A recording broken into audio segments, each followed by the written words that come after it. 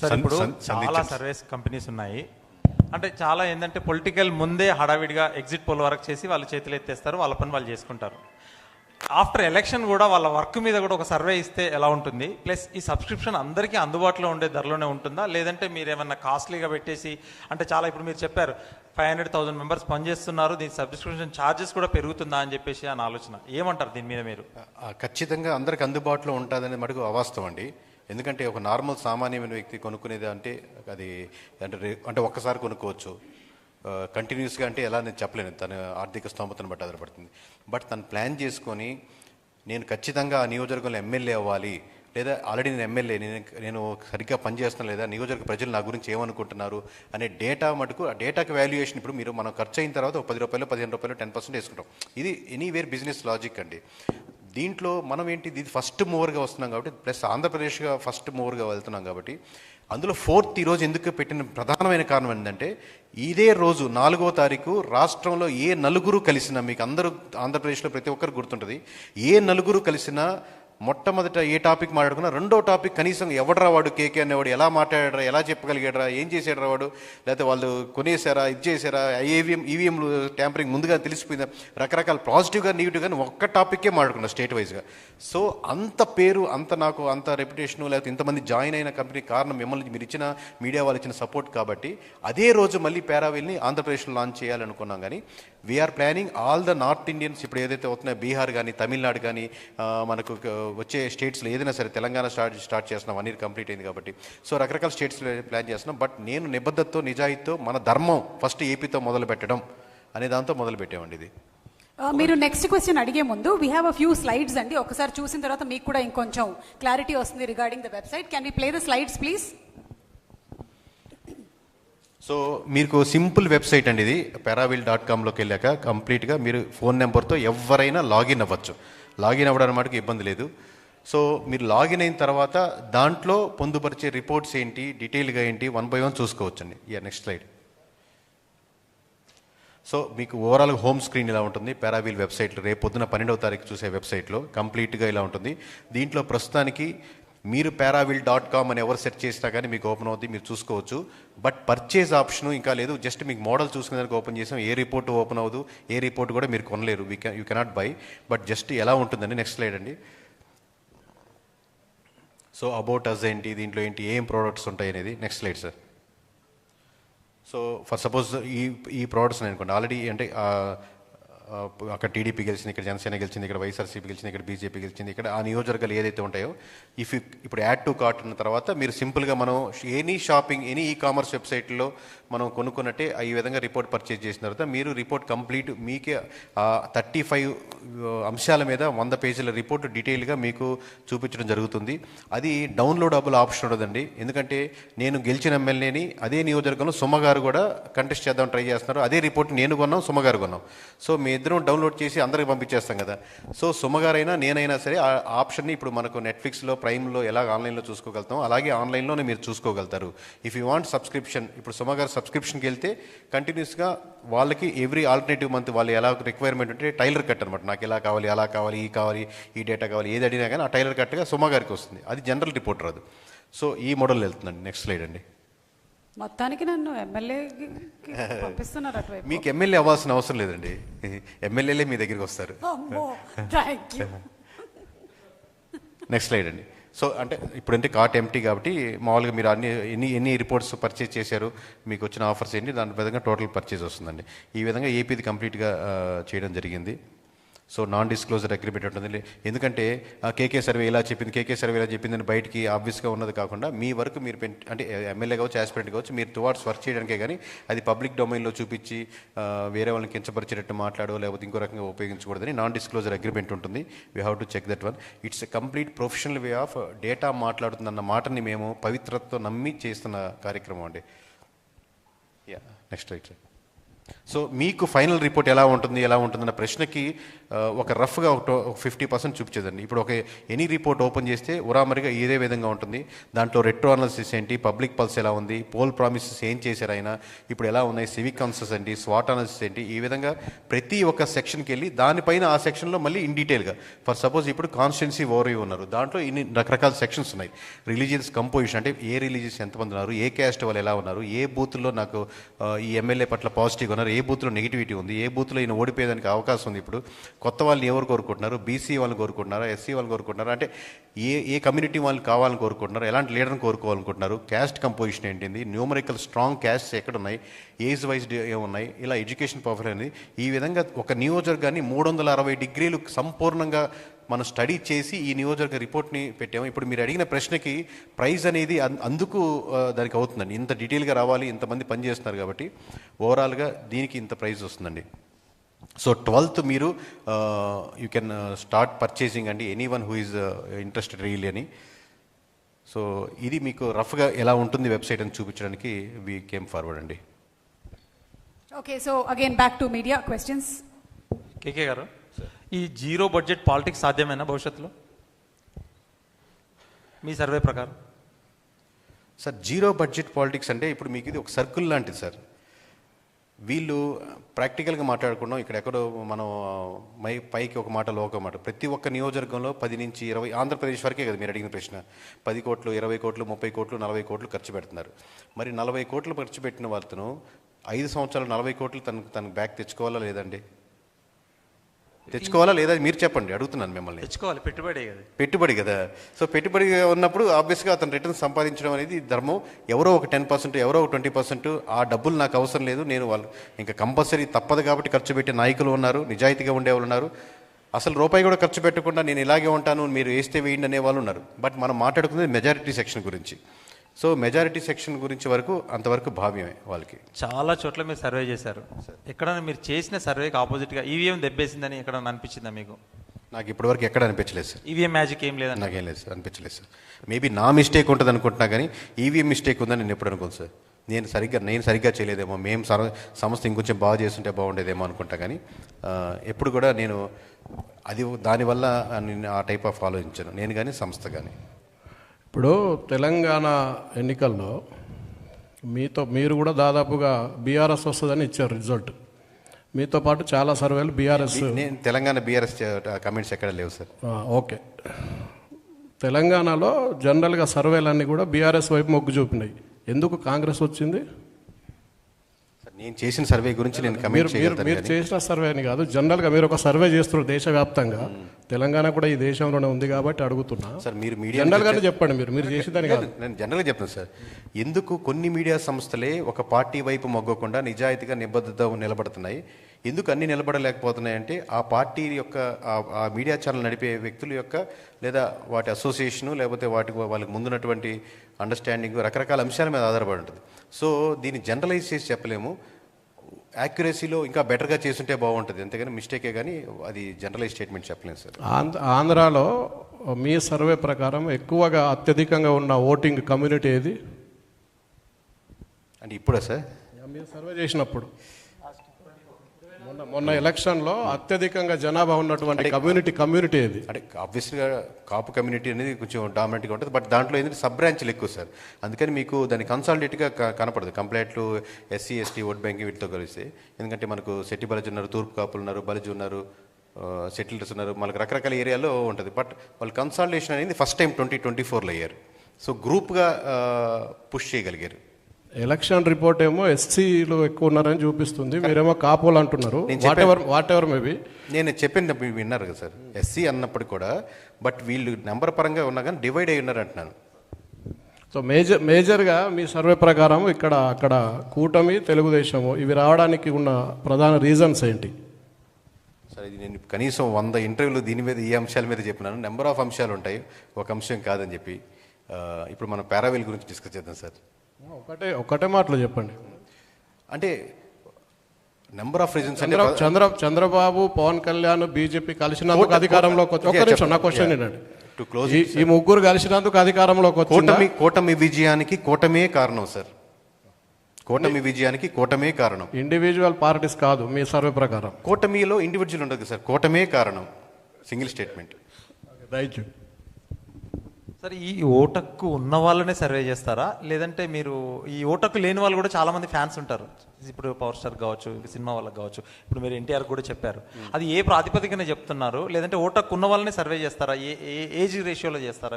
Age ratio ఉంటుంది sir, depends upon age, mostly age ratio. ఒక నియోజకవర్గానికి ఎంతమందిని చేస్తారు? 2.5 లక్షల మంది అనుకోండి సార్. ఇక్కడ 2 ఆస్పెక్ట్స్ సార్, మీకు డే 1 చాలా ఇంటర్వ్యూలో చెప్పినాను.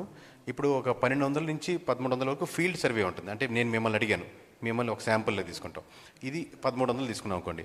ఇలా కాకుండా ఒక 200 శాంపుల్స్ వరకు ఉంటాయి. ఆ 200 శాంపుల్ నేను చెప్తాను స్టోరీ, దాని వెయిటేజ్ మీరు చెప్పండి. నేను అంటే ఇప్పుడు మీరు వచ్చిన లీడ్స్ ఆ మండలానికి వెళ్ళి ఒక వ్యక్తిని కలిశారు. ఆ వ్యక్తి 40 సంవత్సరాల నుంచి రాజకీయాల్లో ఉన్నారు, మొత్తం తెలుసు. ఆయనతో టీ తాగుతానో లేకపోతే అన్నం తింటునో భోజనం చేస్తున్నాం, ఆయనతో ఒక 15 నిమిషాల నుంచి ఒక గంట సేపు లేదా 2 అవర్స్ గడిపిన తర్వాత ఆయన చాలా ఇన్ఫర్మేషన్, ఆయన 40 సంవత్సరాల ఇన్ఫర్మేషన్ మనకు చెప్పాలని చూస్తాడు. పైగా కేకే సర్వీస్ నుంచి బ్రాండ్ నుంచి చూస్తే ఇంకొక గంట సేపు కూర్చొని ఎంతో ఇన్ఫర్మేషన్ చెప్పాక, సార్ నేను ఒక శాంపుల్ కలిసాను సార్ అనలేము. He's not a sample, he equal to the 40 years of experience in industry. So మీరు ఎన్ని శాంపుల్స్ చేశారంటే, ఈ 200 శాంపుల్ ఎక్కువ, ఈ 1300 శాంపుల్ ఎక్కువ. అంటే I value to the experience, 40 years of experience. ఇక్కడ ఎవరైతే 30 సంవత్సరాలు 40 సంవత్సరాలు వృద్ధులు ఉన్నారు, మొత్తం ఒక మండలం నుంచి ఇప్పుడున్న కుర్రాళ్ళు ఊర్ల పేర్లు కూడా చెప్పలేరు, కానీ వాళ్ళు ఊర్లో మొత్తం అన్ని డైరెక్షన్ చెప్పగలుగుతారు కాబట్టి వాళ్ళ వాల్యుయేషన్ ఎక్కువ. సో ఎప్పుడు కూడా నేను ఎందుకు శాంపుల్ సైజ్ చెప్పండి, శాంపుల్ సైజ్ ఉంటుంది, బట్ దీన్ని ఎలా కన్సిడర్ చేస్తారు మీరు? ఈ 200 మందిని కలిసిన దాన్ని ఈ 1300 చెప్పొచ్చు, ఐవీఆర్ ఎన్ని చేసాం, ఫీల్డ్ శాంపుల్ ఎన్ని చేయాలి, కానీ ఈ 200 మంది నియోజకవర్గం కలిసిన యొక్క వెయిటేజ్ ఎంత? 200 అనే నెంబర్ తక్కువ, 2000, 20,000.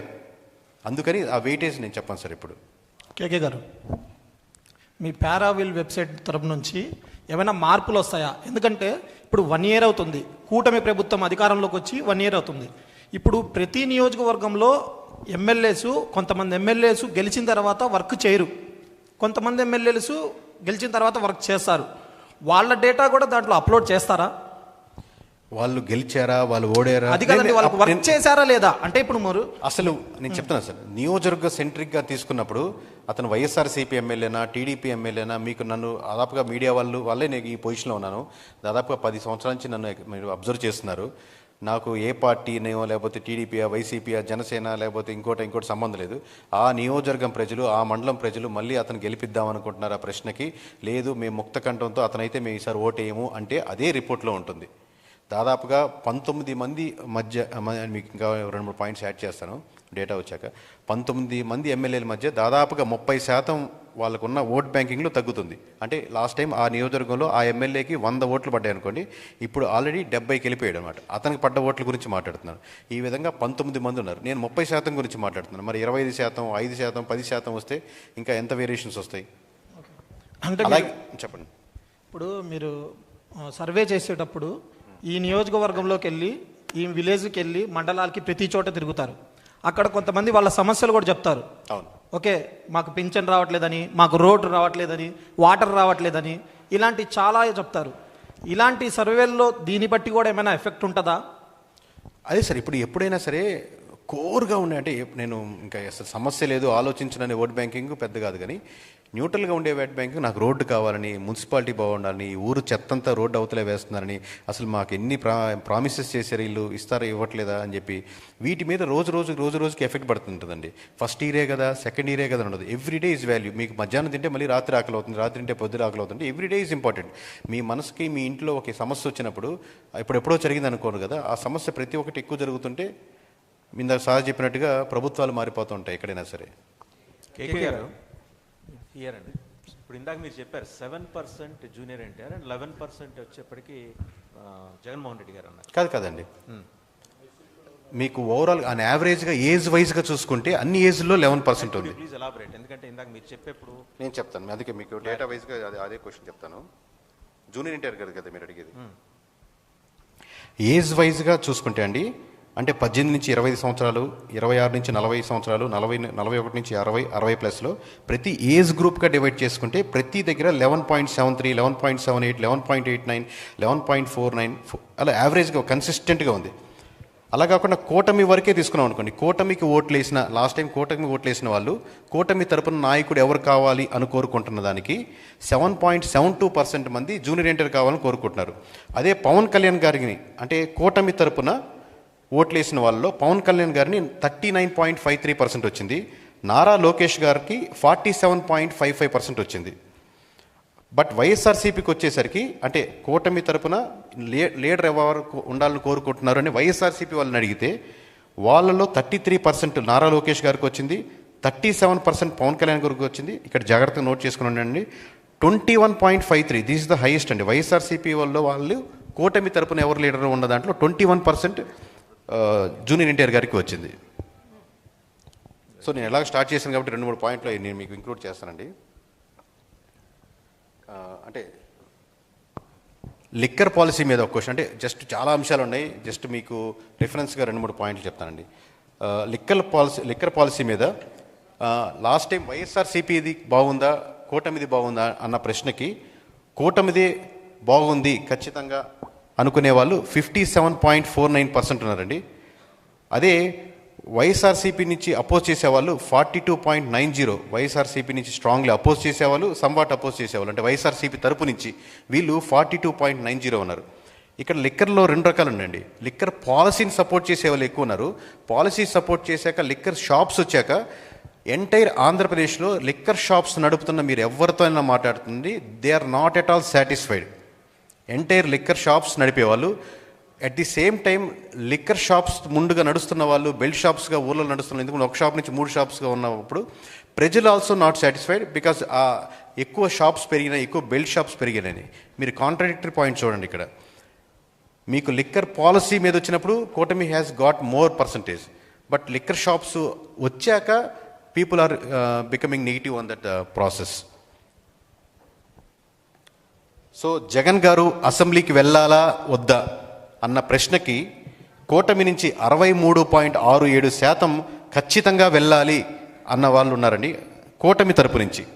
అలాగే వైఎస్ఆర్సీపీ నుంచి 65.84%, 65.84% పీపుల్ ఆర్ జగన్మోహన్ రెడ్డి గారు ఖచ్చితంగా అసెంబ్లీకి వెళ్ళాలి అని కోరుకునే వాళ్ళు 66% వరకు ఉన్నారండి. అదే జనసేన నుంచి అయితే అంటే కేవలం ఇప్పుడు మీరు చెప్పింది కూటమి నుంచి అన్నాను కదా, కేవలం జనసేన నుంచి చూసుకుంటే 36% వద్దు, అపోజిషన్ లీడర్ స్టేటస్ లేకుండా మీరు వెళ్ళకూడదు అని జగన్మోహన్ రెడ్డి గారు చెప్పేవాళ్ళు 36.67% ఉన్నారండి. జగన్మోహన్ రెడ్డి గారు అసెంబ్లీకి వెళ్ళాలా ఉండకూడదు అనే దాని ప్రశ్నకి.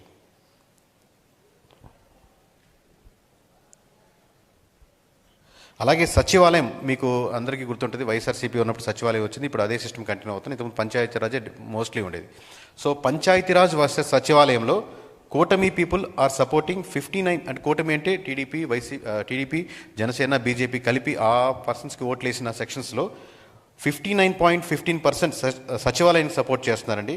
పంచాయతీరాజే బాగుంది సచివాలయం కంటే అనేవాళ్ళు 24.15% మాత్రమే ఉన్నారు. అలాగే వైఎస్ఆర్సీపీకి 68.23% సచివాలయం కాన్సెప్ట్ బాగుంది అనేవాళ్ళు ఎక్కువ ఉన్నారండి. కేకే గారు వాలంటీర్ల గురించి తీసుకోలేదా సార్? వాలంటీర్స్ గురించి నేను అన్ని చెప్తే ఇంకా రిపోర్ట్ ఏముండదండి ఓవరాల్గా. నియోజకవర్గాల పేర్లు వాళ్ళ సమస్యలు అంటే మీరు ఇది చెప్పారు కాబట్టి చెప్తున్నాం. మీ సచివాలయం అన్నారు, నేను తర్వాత లిక్కర్ పాలసీ ఇవైతే మీతో డిస్కస్ చేస్తున్నానో మా ఇంటర్నల్ టీంతో మాట్లాడినప్పుడు లీస్ట్ ఓకే ఎంతవరకు చెప్పగలుగుతాం, హైయెస్ట్ చెప్తే ఆ బాంబులు మనం రిపోర్ట్లో ఉంచుకుందామని లీస్ట్ వరకు డిస్కస్ చేస్తున్నామండి. Yeah please. కంగ్రాచులేషన్స్ పారావిల్ చేసినందుకు. అయితే మీరు ఈ పారావిల్ యాప్ గురించి చెప్పారు కదా, వెబ్సైట్. సో జనరల్గా ఎవరైనా కూడా ఎలక్షన్స్ 1 year బిఫోర్ మాత్రమే ప్రిపేర్ అవుతుంటారు. సో ఎవ్రీ 2 months చెక్ చేసి అది చేంజ్ అయింది సార్. ఒక 10 years బిఫోర్ నేను సర్వే స్టార్ట్ అయినప్పుడు కూడా అప్పుడు చూసుకుందాంలే అన్నట్టుండేవాళ్ళు, డబ్బులు ఖర్చు పెట్టేద్దాంలే లేకపోతే లాస్ట్లో చేద్దాం అనేది. ఇప్పుడు మీరు ఏపీ వరకే చూసుకోండి, డ్రాస్టిక్ చేంజ్ చూశారు కదా. సో సమ్వేర్ లీడర్స్ ఆల్సో అలాంటి ఇదేదో మనకు లాంగ్ టర్మ్ కాదు పొజిషను, ఓడలు మెడలు ఓడలవచ్చు అని అట్లా చెప్పి మీరు చెప్పింది నేను యాక్సెప్ట్ చేస్తాను. 100% కాదు, అరౌండ్ 70%గా ప్రోయాక్టివ్గా ఉన్నారు. నాకు ఎవ్రీ మంత్ తెలియాలి, ఎవ్రీ ఆల్టర్నేటివ్ మంత్ తెలియాలి, ఏం చదువు నేను తెలుసుకుంటూ నేను నడుచుకోవాలి, మార్చుకోవాలి, నాకు పార్టీ ఓడిపోయినా పర్లేదు నేను ఎమ్మెల్యేగా గెలవాలి అనేది. సో ఈ section of people mostly educate రావడం లేకపోతే జనరేషన్ రావడం వల్ల పెరిగింది, ముందుకు వచ్చింది. One more. సో మీరు జూనియర్ ఎన్టీఆర్ ఫీల్డ్లో లేరు, ఎక్కడ అంటే ప్రెస్ మీట్ కూడా పెట్టలేదు, పొలిటికల్స్ రాజకీయాల గురించి మాట్లాడలేదు, అయినప్పటికీ కూడా జూనియర్ ఎన్టీఆర్ గురించి మాట్లాడారు పీపుల్. సో లిస్టులో అందరూ ఉంటారండి, అందరూ ఉంటారు, పురంధేశ్వరి గురించి అందరూ ఉంటారు. నిజంగా ఒకవేళ జూనియర్ ఎన్టీఆర్ ఫీల్డ్లోకి వస్తే ఎలా ఉంటుంది? అది నేను హైపోథెటికల్గా చెప్పట్లేదు, ఉన్న పర్సంటేజ్ ఉన్న. అందుకే ఇక్కడ నేను మీకు చెప్పినట్టు మనిషి మాట్లాడలేదు, ఎమోషన్ మాట్లాడలేదు, క్యాస్ట్ మాట్లాడలేదు, ఇంకోరు మాట్లాడలేదు, డేటా మాట్లాడుతుంది అన్న కాన్సెప్ట్. ఎందుకంటే డేటాలో ఏముందో మేము అదే చెప్తున్నాం. ఇప్పుడు ఇందాక మీరు చూసినటువంటి స్లైడ్స్లో కూడా ఏదైతే మాకు వస్తుందో అదే దాన్ని కన్సాలిడేట్గా మేము ఇక్కడ మీ ముందు ప్రజెంట్ చేయడం, కానీ మా సొంత అభిప్రాయాలు, మా కోరికలు, ఇష్టాలు, ఎందుకంటే ఒక్కొక్కరు ఒక్కొక్క అభిప్రాయాలతో ముందుకు వస్తారు కాబట్టి దాని లేదు. డేటా ఏం మాట్లాడుతుంది అనేది మీ ముందుకు చెప్పడం జరుగుతుందండి. సో ఫైనల్ ఏంటంటే ముందుగా మీరు పారావెల్ తీసుకొచ్చారు కదా, సో జనాలకి ఏంటంటే అలవాటు చేసి తర్వాత ప్రైస్ పెడితే బెటర్ ఏమో, అంటే జియో ఫ్రీగా ఇచ్చిన తర్వాత వీళ్ళు ఛార్జ్. నేను కాదని అన్నాను సార్. ఎవరైనా సరే మామూలుగా ప్రైస్ దాని తగ్గట్టుగా ఒక 10 రూపాయలు పెంచుకోవాలనుకుంటారు, మనం ఇంకో 10 రూపాయలు అవకాశం ఉంటే పెంచుకోవాలనుకుంటారు. లేదండి నేను డెడ్ చీప్గా ఇచ్చేస్తాను అనేది ఎవరైనా అంటే అది అవాస్తవం. నేను అలాంటి వాడిని కాదు, మీకు అందరూ తెలుసు. ఉన్న విషయం బట్ నేను దాని మీదే ఉన్న ఖర్చుకు 10 రూపీస్ ఎక్స్ట్రా యాడ్ చేసుకోవడానికి అందరికీ ఉంటుంది, వాట్ ఎవర్ మేబీ. కేకే గారు, జగన్మోహన్ రెడ్డి గ్రాఫ్ ఎంతలో ఉంది ఇప్పుడు యాజ్ ఇట్ ఈస్గా? జగన్మోహన్ రెడ్డి గారి గ్రాఫ్ అండి, జగన్మోహన్ రెడ్డి గారి గ్రాఫ్ ఎంతలో? అది మీరు 12th చూసుకోవాలి సార్ ఓవరాల్గా. కేకే గారు పర్సంటేజెస్ అన్ని చెప్పారు కదా ఇక్కడ, అలాగే ఆయనది ఏమన్నా మీరు ఐడెంటిఫై చేశారు? చెప్తాను సార్ మీకు 12th రోజు మీకు డీటెయిల్గా వచ్చి. సార్ ఇప్పుడు ఏంటంటే అంటే సర్వే అనేది చాలా రకాలు చాలామంది చెప్పారు, బట్ లాస్ట్ మనం చూస్తుంటే కేకే సర్వే అనేది చాలా క్రూషియల్ రోల్ ప్లే చేసింది. ఎందుకంటే కరెక్ట్గా ఎగ్జాక్ట్గా నంబర్స్ అనేది చెప్పారు కదా. సో నేనేంటంటే ఇప్పుడు మీరు పారావీల్ అని వచ్చారు కదా, ఇది ఎక్కువ శాతం పోల్స్ మీద వెళ్తుందా లేదంటే జనాల దగ్గరికి మళ్ళీ వెళ్తూ ఉంటుందా, ఎలా ఉంటుందంట రేషియో పర్సంటేజ్? దీంట్లో పోల్స్ అని ఉంటాయి, అన్ని ఎమ్మెల్యేలు ఉంటాయి, బట్ ప్రజలు అనేది సెంట్రిక్ పాయింట్స్. ఇందాకే చెప్పినట్టు నియోజకవర్గమే సెంట్రిక్ అనుకుంటే, నేను ఒక నియోజకవర్గం అనుకుంటే, నా నియోజకవర్గంలో ఒక ఎమ్మెల్యే ఉన్నాడు, నా నియోజకవర్గంలో ప్రజలు ఉన్నారు, నా నియోజకవర్గంలో క్యాస్ట్ ఉన్నాయి, నా నియోజకవర్గంలో సమస్యలు ఉన్నాయి, నా నియోజకవర్గంలో డేటా ఉంది, నా నియోజకవర్గంలో యూత్ ఉన్నారు, నా నియోజకవర్గంలో అన్ఎంప్లాయ్మెంట్ ఉంది, నా నియోజకవర్గంలో పాత ఎలక్షన్స్ జరిగినాయి, నా నియోజకవర్గంలో ఎన్నో సమస్యలు ఉన్నాయి, నా నియోజకవర్గంలో వృద్ధులు ఉన్నారు, నా నియోజకవర్గంలో చాలా ప్రామిస్ చేసి ఇంకా చేయలేని ఉన్నాయి, అట్లా చాలా లిస్ట్ ఆఫ్ ఉంటాయి. నా నియోజకవర్గంలో ఎన్నో ప్రామిస్ చేస్తే ముందుకు వచ్చే వాళ్ళు ఉన్నారు. ఈ నెంబర్ ఆఫ్ థింగ్స్. నియోజకవర్గం అంటే ప్రజలే కదా సార్, ప్రజలు ఈజ్ ద సెంట్రిక్ పాయింట్. దాంట్లో డిఫరెంట్ యాంగిల్స్, మనం క్యాస్ట్ పరంగా, రిలీజన్ పరంగా, లేకపోతే ఏజ్ల పరంగా, మండలాల పరంగా, విలేజ్ల పరంగా, వాళ్ళ యాస్పిరేషన్స్ ఏంటి, దీన్ని మొత్తం కన్సాలిడేట్గా. అలాగే ఎమ్మెల్యే ఉన్న పనితీరు అంటే ఇది పక్క నియోజకవర్గం సంబంధించింది కాదు కదా, ఈ నియోజకవర్గంలో నీ పనితీరు ఏంటి, ఈ నియోజకవర్గంలో నీ ప్రజలు నీకు వచ్చి ఏమనుకుంటున్నారు, నీ చుట్టుపక్కల నలుగురు అన్నా సూపర్ అన్నా, నువ్వు మామూలుగా లేదన్నా మళ్ళీ మనకే గుద్దుతారని అంటున్నారా, లేదా నిజంగా డేటా ఏం మాట్లాడుతుందా? కేకే గారు, సార్ పారావీల్ అనేది ఒక గ్రేట్ ఇన్నోవేషన్ అండ్ ఇనిషియేషన్. అంటే స్టార్టప్గా ఇప్పుడు ఉన్నప్పుడు మీకు చాలా క్యాలిక్యులేషన్స్ ఉండొచ్చు, సో దీనికి కొంచెం టైం పట్టచ్చు. సో అందుకే సబ్స్క్రిప్షన్ కానీ ప్రైసెస్ కానీ డిఫరెంట్గా ఉండొచ్చు. బట్ ఒక నియోజకవర్గంలో ఒక సిటిజన్గా ఉన్న నన్ను నేను అంటే మా ఎంపీ ఎమ్మెల్యే గెలుస్తారనేది వాళ్ళ క్యాలిక్యులేషన్ చూసుకుంటారు. బట్ ఒక సిటిజన్గా మా ఎంపీ ఎమ్మెల్యే ఎంతవరకు వర్క్ చేశారు ఈ నియోజకవర్గంలో అనే ఆప్షన్ కూడా ఫ్యూచర్లో మేము ఏమైనా చూడొచ్చా? చేయించాం సార్. ఇప్పుడు ప్రస్తుతానికి డెఫినెట్లీ విల్ కన్సిడర్. ప్రస్తుతానికైతే ఇది యాస్పిరెంట్స్ కానీ ఎమ్మెల్యే కానీ అపోజిషన్ కానీ, ఎందుకంటే లీడర్స్ కరెక్ట్గా వర్క్ ఎందుకంటే మీరు మామూలుగా క్యూరియాసిటీ మీద అడుగుతున్నారు. నేనేం చెప్తున్నానంటే నియోజకవర్గంలో ఈ సమస్యలు ఉన్నాయి, ఇది మీరు మళ్ళీ సాల్వ్ చేసుకోగలిగితే మళ్ళీ మీరే లీడరు, లేదా ఈ నియోజకవర్గంలో ఈ గ్యాప్ ఉంది, రకరకాల విషయాలు, ఈ గ్యాప్ ఫిల్ చేస్తే రేపొద్దున మీరే లీడరు. అది ఎవరు ఫిల్ చేసుకుంటారనే పర్స్పెక్టివ్ వెళ్ళట్లేదు. బట్ దీస్ ఆర్ ది నియోజకవర్గం మొత్తం సెంట్రిక్గా చేసి ఇష్యూస్ కానీ గ్యాప్స్ కానీ నాయకుడి పరంగా కానీ అన్ని రకాలుగా 360 degreesగా కవర్ చేయడం జరిగింది. కేకే గారు, సూపర్ 6 మీద ఏమైనా సర్వే చేశారా? సార్ 35 అంశాలు 100 పేజీల డాక్యుమెంట్లు అంటే ఖచ్చితంగా ఒక్క అంశం కూడా మిగిల్చకుండా ఉండడం. సూపర్ 6ని సూపర్ 9ని నవరత్నాలని వదలలేం కదా సార్. సూపర్ 6 బెస్టా సూపర్ నవరత్నాలు బెస్ట్ అనేది ఒక ఆబ్వియస్గా ఒక క్వశ్చన్ ఉంటుంది. కేకే గారు, నియోజకవర్గం అనేది సెంట్రిక్గా బేస్ చేసుకుని జరుగుతున్న సర్వే ఇది. సో ఆ నియోజకవర్గంలో ఏంటంటే మనకి ప్రతి పార్టీకి సంబంధించిన కార్యకర్తలు ఉంటారు, అభిమానులు ఉంటారు, అందరూ ఉంటారు కాబట్టి సో పర్సంటేజ్ పరంగా చూసుకున్నట్లయితే సో ఇంబ్యాలెన్స్ అనేది ఎక్కువగా కనిపిస్తూ ఉంటుంది మనకి. సో ఆ పార్టీకి సంబంధించిన వాళ్ళు మా నాయకుడు నిజంగానే బాగా చేస్తున్నాడు అంటారు, ఇంకో పార్టీకి సంబంధించిన వాళ్ళు మా నాయకుడు బాగా చేస్తున్నారు అంటారు. సో ఒకళ్ళనొకళ్ళు వాళ్ళ పనితీరుని తెలుసుకోవడం వరకు ఎంతవరకు ఇది అంటే జెన్యూన్గా ఉంటుంది అని ఫీల్ అవుతున్నారు మీకు? అంటే ఒక ట్రెండ్ కనపడుతుంది మీకు సోషల్ మీడియాలో చూసే కమెంట్స్కి గ్రౌండ్లో రియాలిటీకి చాలా హ్యూజ్ డిఫరెన్స్ ఉంటుందండి. ఎందుకంటే సోషల్ మీడియాలో మీరు చూసే వీడియోస్ కానీ కమెంట్స్ కానీ దాని వెనకాల ఉన్న ఒక పొలిటికల్ పార్టీ ఉంటాయి, దాని వెనకాల ఉన్న ఎమ్మెల్యేలు ఉంటారు, దాని వెనకాల ఉండే సోషల్ మీడియా దాన్ని రన్ చేసే గ్రూప్స్ ఉంటాయి. సో విపరీతంగా పాజిటివ్ కామెంట్స్, వాళ్ళు తిట్టుకున్న వీళ్ళు తిట్టుకున్న చిన్న విషయం కూడా హైలైట్ చేస్తుంటారు. బట్ గ్రౌండ్కి వచ్చేసరికి ఎలక్షన్స్ అయిపోయిన ఒక వారం 10 రోజుల వరకు లేదా ఒక నెల రోజుల వరకు ఉంటుంది. కానీ ఎక్సెప్షనల్ కేసెస్లో మరి ఫ్యాక్షన్ గొడవలు పక్కన పెడితే ఆ రోజు వరకు మీరు నేను ఉంటాం. కానీ పక్క రోజు నుంచి మళ్ళీ మనం బావమరుదులే, మళ్ళీ పక్క వీధిలో అన్నదమ్ములే, మళ్ళీ కలిసి పని చేసుకుంటూ ఉంటారు. నిజమేరా బాబు, నువ్వు చెప్పినాడు మావాడి కంటే నువ్వు మీ వాడి అదే వాళ్ళు జోకులు వేసుకునే పరిస్థితుల్లో 80% ఉంటారు. I'm not saying 100%.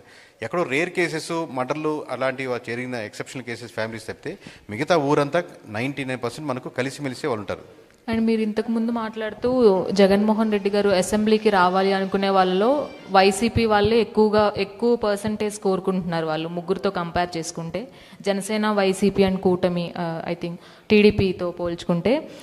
But YCP నుంచి ఎవరు కూడా అంటే ఇప్పటికొచ్చి మేము అసెంబ్లీకి వస్తాము అని మాట్లాడింది లేదు. అండ్ ఇంకొకటి ఏంటంటే జనసేన వాళ్ళు ఎందుకు హోదా ఇవ్వద్దు అనుకుంటున్నారు. కానీ జగన్మోహన్ రెడ్డి ఏంటంటే ప్రతి కార్యక్రమంలో వచ్చి నేను ప్రతిపక్ష హోదా ఉంటాను అని అసెంబ్లీలో తప్పించి బయట మొత్తం ఆయన తిరుగుతున్న పరిస్థితులు కనిపిస్తున్నాయి. అర్థమైంది, థ్యాంక్ యూ. మేము ప్రాబ్లం ఎక్కడుంది, ఎక్కడెక్కడ కోరుకుంటున్నారు మాత్రమే అంటాం. సొల్యూషన్ ఫర్ మీ క్వశ్చన్కి జగన్మోహన్ రెడ్డి గారు have to take the decision to go to the assembly వెళ్ళాలా వద్దా అనేది. మేము ప్రజలు ఏం కోరుకుంటున్నారు, ప్రజల సమస్యలు ఏంటి, ఇక్కడ రకరకాల అంశాల మీద ఉంటుంది. దాంట్లో ఒక అంశం ఏంటంటే జగన్మోహన్ రెడ్డి గారు అసెంబ్లీకి వెళ్ళాలని కూటమి వాళ్ళు కోరుకుంటున్నారు, లేదా వైఎస్ఆర్సీపీ వాళ్ళు కోరుకుంటారా, వాళ్ళకి మనం కూడా తెలుసుకునే ఉంటుంది కదా అని చెప్పి ఒక అంశాన్ని ఇంక్లూడ్ చేసాం. అది మీకు తెలియజేయడం జరిగింది. పవన్ కళ్యాణ్ గారి వర్క్ స్టేటస్ ఎంత, మీ రికార్డ్ ప్రకారం స్టేటస్ ఎంత వరకు వచ్చింది? అది ఇట్లాంటి June 12th మాట్లాడతాను మేడం.